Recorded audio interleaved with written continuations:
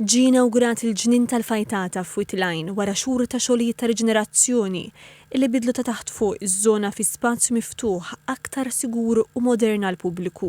Fost ix-xogħlijiet li saru kien hemm titjib fiż-żona tal-logħob għat-tfal b'installazzjoni ta' strutturi ġodda u tinet għad-dell, bankijiet u mwiegħed ġodda u għamara oħra madwar il-ġnien kollu. Inbidlu wkoll is-sistemi tad-dawl u r-reeling sabiex tiżdied is-sigurtà.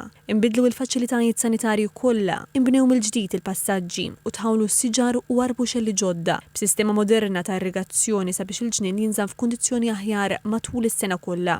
Il-proġett inkluda wkoll rampa ġdida sabiex persuni b'diżabilità jkollhom aċċess aħjar għaż-żona tal-blat qrib il-baħar.